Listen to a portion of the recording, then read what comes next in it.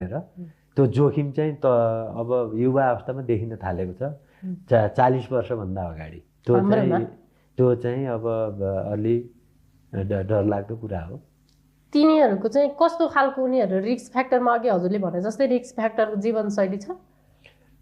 Risk factor अहिले भनिहाल्यो, बढ्दो धुम्रपान होइन, अब वायु प्रदूषण, अब जस्तै मोटोपन, शारीरिक सक्रियतामा कमी, अब तपाईँले भने जस्तो अत्याधिक मानसिक तनाव होइन, अस्वस्थकर खाना, रक्सी सेवन बढी भएको अब यो बढ्दो छ। त्यही भएर यो ग्रुपमा बढ्दो क्रममा देखिएको छ। हजुरले रक्सीको कुरा गरिहाल्नु, कहिलेकाहीँ त रक्सीलाई चाहिँ मुटु थोरै खायो भनेहरू चाहिँ राम्रो पनि गर्छन् भन्छन् नि, त्यस्तो चाहिँ के हुन्छ?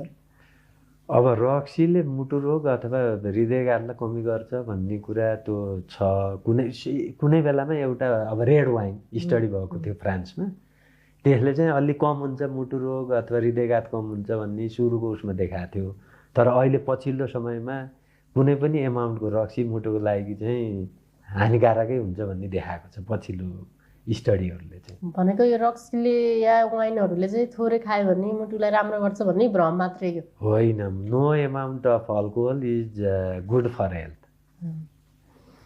जस्तो डाक्टर साहब, यसमा अनि महिला र पुरुषमा चाहिँ हाम्रोमा कतिको छ बेसी मुटु रोगको जोखिमहरू चाहिँ?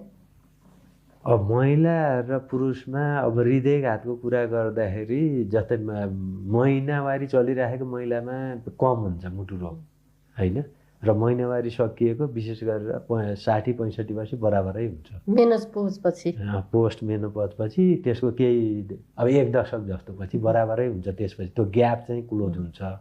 जस्तै अरू मुटु रोगको कुरा गर्दाखेरि त अब मुटुको बाथ रोगहरू चाहिँ महिलाहरूमा बढी हुन्छ अलि।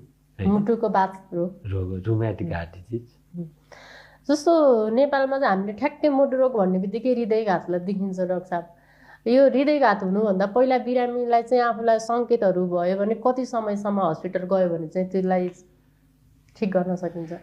अब हृदयघात भनेको अब 81 अब मुटुको रक्तनली बन्द हुने भनेको रक्त सञ्चार बन्द हुने र मुटुको मासु मर्नेलाई हृदयघात भन्छ।